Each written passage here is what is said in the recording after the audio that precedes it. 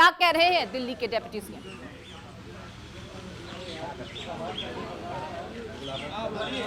मैं एक तो कल अमेरिका के एक सबसे बड़े अखबार और दुनिया के बहुत नामचीन अखबार न्यूयॉर्क टाइम्स में कल एक खबर छपी थी जिसमें दिल्ली के एजुकेशन मॉडल को फ्रंट पेज पे कवर किया गया है। ये भारत के लिए बहुत बड़ी बात है, बहुत गर्व की बात है कि देश का एजुकेशन मॉडल उस तरफ जा रहा है जहां दुनिया उसकी चर्चा कर रही है। भारत के एजुकेशन मॉडल में दुनिया को कुछ ऐसा दिखाई दे रहा है, दुनिया के सबसे बड़े अखबारों को ऐसा दिखाई दे रहा है ताकि वो दुनिया को प्रेरित कर सकें, उससे दुनिया को बता सकें। ये हमारे लिए गर्व की बात है। अभी मैं ये देख रहा था कि इसी न्यूयॉर्क टाइम्स के फ्रंट पेज पे करीब 1.5 साल पहले ये तस्वीर छपी थी, आपने भी देखा होगा, जिसमें कोविड के दौरान नदी, हमारे लिए गर्व की बात है। अभी मैं ये देख रहा था कि इसी न्यूयॉर्क टाइम्स के फ्रंट पेज पे करीब 1.5 साल पहले ये तस्वीर छपी थी, आपने भी देखा होगा, जिसमें कोविड के दौरान नदी के किनारे जलती हुई लाखों लाशों की तस्वीरें छपी थीं। कोविड के दौरान लाखों लाशें मां गंगा के किनारे पर किस तरह से गैर इंसानियत से जलाई गई थी, उसकी तस्वीर, उसकी खबर न्यूयॉर्क टाइम्स में छपी थी 1.5 साल पहले। जब ये खबर हमने देखी थी और देश के लोगों ने देखी थी तो एक भारतीय के नाते थोड़ा अपने आप पे शर्म आई थी, अपनी गवर्नेंस पे शर्म आई थी, अपने मॉडल पे शर्म आई थी। दुनिया में कोविड हैंडल हो रहा था लेकिन हम ऐसे हैंडल कर रहे थे, इस पर शर्म आई थी कि भारत में कोविड ऐसे हैंडल हो रहा है। कल जब ये खबर छपी तो एक भारतीय के नाते सबको गर्व हुआ कि भारत में एजुकेशन का ऐसा मॉडल है जिसको न्यूयॉर्क टाइम्स जैसे अखबार फ्रंट पेज पे लीड स्टोरी बना बना के पूरी पिक्चर और पूरी स्टोरी छाप रहे हैं, इतना बड़ा आर्टिकल छाप रहे हैं। ये मेरे लिए भी गर्व की बात है, लेकिन मैं बहुत विनम्रता के साथ कहना चाहता हूँ कि ये खबर मेरी उपलब्धि नहीं है। ये खबर मेरी वजह से नहीं छपी कि मैंने कुछ ऐसा कर दिया जिसकी तारीफ हो रही है। ये एक्चुअली दिल्ली के टीचर्स की तारीफ है। तो आज जब न्यूयॉर्क टाइम्स के फ्रंट पेज पे दिल्ली के टीचर्स का काम छप रहा है और सारी दुनिया उनकी तारीफ कर रही है, तो मैं दिल्ली के टीचर्स को बहुत बहुत बधाई देना चाहता हूँ। मैं उनको कहना चाहता हूँ कि इसी तरह से लगे रहिए। लाखों करोड़ों बच्चे, आने वाली पीढ़ियाँ इस बात को याद रखेंगी कि दिल्ली के टीचर्स ने और दिल्ली के बच्चों ने इतनी मेहनत की कि उनका काम दुनिया में, सारी दुनिया के सर चढ़ के बोला, सारी दुनिया में भारत की तारीफ का कारण बना। ये हम सबके लिए और खासतौर से हमारे टीचर्स के लिए गर्व की बात है। कल मेरे घर सीबीआई के ऑफिसर्स आए थे और दिल्ली सचिवालय में मेरे जो एजुकेशन मिनिस्टर का, डिप्टी सीएम का ऑफिस है, वहां पर भी उन्होंने रेड की थी। सारे ऑफिसर्स दोनों जगह बहुत अच्छे लोग थे, बहुत अच्छे से सबने बहुत व्यवहार किया। उनको ऊपर से ऑर्डर्स हैं, उसकी तामील उनको करनी है। जो भी उनसे सही गलत कराया जा रहा है वो ऊपर के ऑर्डर से कराया जा रहा है। लेकिन मैं व्यक्तिगत रूप से खुद और अपने परिवार की तरफ से उन तमाम सीबीआई ऑफिसर्स का बहुत धन्यवाद करना चाहता हूं जिन्होंने कल बहुत अच्छे से मेरे परिवार के साथ व्यवहार करते हुए मेरे घर को सर्च किया। और मुझे व्यक्तिगत रूप से उनसे मिलके अच्छा लगा। सीबीआई कोई अपने घर पे नहीं चाहता है, लेकिन अच्छे लोग थे, अच्छा लगा। जिस एक्साइज पॉलिसी के बारे में ये सारा विवाद खड़ा किया जा रहा है,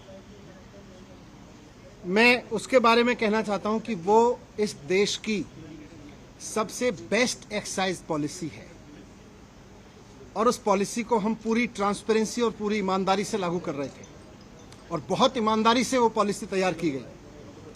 अगर दिल्ली के एलजी साहब ने 48 घंटे पहले उस पॉलिसी को फेल करने की साजिश के तहत अपना फैसला नहीं बदला होता तो आज दिल्ली सरकार को इस बेस्ट एक्साइज पॉलिसी से कम 10,000 करोड़ रुपए हर साल मिल रहे होते।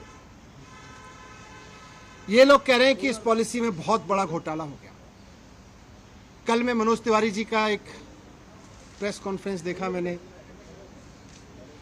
मनोज तिवारी जी कह रहे थे कि 8,000 करोड़ का घोटाला हो गया है एक्साइज पॉलिसी में।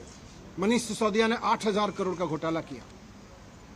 फिर थोड़ी देर बाद बीजेपी के और एक नेता आए प्रेस कॉन्फ्रेंस करने या शायद किसी मीडिया में बात करने, वो बोले 1100 करोड़ का घोटाला मनीष सिसोदिया ने किया है। फिर मैं सोच रहा था कि एलजी साहब ने जो प्रेस रिलीज जारी किया था उसमें उन्होंने लिखा था 144 करोड़ का घोटाला कर दिया मनीष सिसोदिया ने। कल फिर जब सीबीआई के ऑफिसर्स आए तो वो एफआईआर लेके आए थे, उसमें ना 8,000 करोड़ का जिक्र था, ना 1100 करोड़ का जिक्र था। उसमें लिखा था सोर्सेज कह रहे हैं कि 1 करोड़ का घोटाला हुआ है। एक्साइज के घोटाले की इनको चिंता होती तो आज ये सीबीआई का पूरा हेडक्वार्टर गुजरात में शिफ्ट करा देते 10,000 करोड़ का घोटाला रोकने के लिए। और यही लोग करवा रहे हैं, जो लोग सीबीआई को इंस्ट्रक्शंस दे रहे हैं ना, यही लोग गुजरात में 10,000 करोड़ रुपए की एक्साइज की चोरी कर रहे हैं। लेकिन इनको घोटाले की चिंता नहीं है। शराब की एक्साइज की पॉलिसी में हो रही चोरी की किसी की चिंता नहीं है, क्योंकि गुजरात में 10,000 करोड़ की चोरी हो रही है। वहां सीबीआई नहीं भेजते। अगर घोटाले की चिंता होती तो ईडी का दफ्तर वहां खुल जाता, ईडी का पूरा हेडक्वार्टर वहां शिफ्ट हो जाता। वहां नहीं हो रही कोई धरपकड़। इसलिए मुद्दा तो करप्शन है ही नहीं, मुद्दा तो शराब का घोटाला है ही नहीं, मुद्दा तो घोटाला है ही नहीं। अगर मुद्दा घोटाला होता तो प्रधानमंत्री जी ने कुछ दिन पहले बुंदेलखंड एक्सप्रेसवे का उद्घाटन किया था। आप सबने देखा था, आप सबने दिखाया था, सारे मीडिया ने चलाया था और सारे मीडिया ने देश के बहुत शोर से बताया कि प्रधानमंत्री जी ने जिस हाईवे का एक्सप्रेसवे का उद्घाटन किया था 5 दिन के अंदर अंदर वो पूरी तरह से धंस गया। बहुत बड़ा घोटाला हुआ वो एक्सप्रेसवे बनाने में, हाईवे बनाने में। अगर मुद्दा करप्शन होता तो आज सीबीआई और ईडी प्रधानमंत्री द्वारा उद्घाटित किए गए उस महामार्ग के घोटालेबाजों को पकड़ रही होती, उनके घर रेड कर रही होती, जिन्होंने इतना बड़ा घोटाला कर दिया कि प्रधानमंत्री जी ने जिस एक्सप्रेसवे का उद्घाटन किया 5 दिन में धंस गया। वो है घोटाला। लेकिन जैसा मैं कह रहा हूं, मुद्दा घोटाला है ही नहीं। शराब या एक्साइज की चोरी इनकी परेशानी है ही नहीं। इनकी परेशानी है अरविंद केजरीवाल। इनकी परेशानी है कि अरविंद केजरीवाल जिस तरह से अब पूरे देश में एक काम करने वाले ईमानदार नेता के रूप में पहचान बनाते जा रहे हैं और पूरे देश के लोग अब उनको पसंद करने लगे, इनकी परेशानी ये है। और पंजाब के बाद तो पूरे देश में अरविंद केजरीवाल जी को एक राष्ट्रीय विकल्प के रूप में देखा जाने लगा है। इनकी परेशानी ये है। ये जो पूरी कार्रवाई मेरे खिलाफ हो रही है, ये जो पूरी कार्रवाई मेरे दफ्तर में हो रही है, मेरे घर में रेड डाली जा रही है, ये हो ही इसलिए रही है कि अरविंद केजरीवाल जी को रोकना चाहते हैं। ये अरविंद केजरीवाल जी को रोकने की जो साजिश रची जा रही है उसी स्क्रिप्ट का हिस्सा है। आप सब जानते हैं, देश जानता है कि अरविंद केजरीवाल जी की सबसे बड़ी ताकत है कि वो एक बहुत कट्टर ईमानदार नेता है। अरविंद केजरीवाल जी की दूसरी सबसे बड़ी ताकत है कि उनको काम करना और काम करवाना आता है। उनको दिल्ली का एजुकेशन ठीक करके उन्होंने दिखा दिया कि एजुकेशन कैसे ठीक होता है। उन्होंने हेल्थ ठीक करके दिखा दिया कि हेल्थ सिस्टम कैसे ठीक होता है। आज दुनिया भर में मैंने दिखाया आपको, आज अरविंद केजरीवाल जी की वजह से दुनिया भर में भारत का नाम रोशन हो रहा है। इसलिए आज ये इत्तेफाक नहीं है कि हेल्थ और एजुकेशन पर दुनिया भर में भारत का नाम रोशन करने वाले अरविंद केजरीवाल जी के हेल्थ मिनिस्टर के यहाँ छापे डाले जा रहे हैं, उनको जेल में डाला जा रहा है। उनके एजुकेशन मिनिस्टर के यहाँ छापे डाले जा रहे हैं, उनको मुझे जेल में डालने की तैयारी की जा रही है। मेरी गलती ये थोड़ी ना है, वो भी जानते हैं कि कोई भ्रष्टाचार नहीं हुआ। इनको पता है कि कोई भ्रष्टाचार नहीं हुआ, इसीलिए उलझुल बके जाते हैं। इनको मैंने भ्रष्टाचार नहीं किया, मैंने सिर्फ इतना किया है कि अरविंद केजरीवाल जी का एजुकेशन मिनिस्टर हूं मैं, इसलिए ये कर रहे हैं, इसलिए ये साजिश रची जा रही है। इन्होंने पहले अरविंद केजरीवाल जी के हेल्थ मिनिस्टर को गिरफ्तार किया, फिर कल मेरे यहाँ रेड डाल दी, अब 2-4 दिन में मुझको भी गिरफ्तार कर लेंगे। तो हेल्थ और एजुकेशन मॉडल जो है अरविंद केजरीवाल जी का, इनका मकसद है कि उसको रोका जाए। मैं कहना चाहता हूं कि देश के प्रधानमंत्री नरेंद्र मोदी जी को पूरे देश ने इतना बड़ा जनमत दिया है। ये शोभा नहीं देता, प्रधानमंत्री जी को, नरेंद्र मोदी जी को ये शोभा नहीं देता कि वो इस तरह की छोटी छोटी सोच रखते हैं कि कोई आदमी काम करे तो उसके हेल्थ के काम को रोक लो, एजुकेशन मिनिस्टर को जेल में डालो, हेल्थ मिनिस्टर को जेल में डालो क्योंकि वो अच्छा काम कर रहे हैं, क्योंकि सारी दुनिया में तारीफ हो रही है।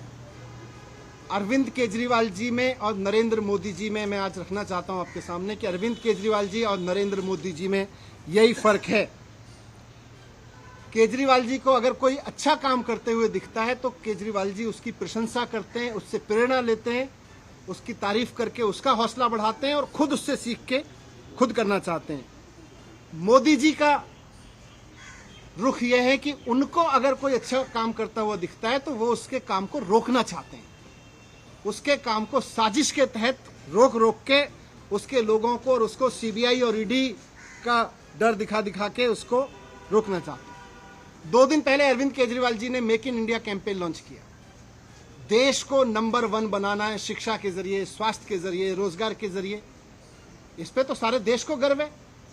इस पे मोदी जी को भी गर्व होना चाहिए कि हमारे देश का एक मुख्यमंत्री मेक इंडिया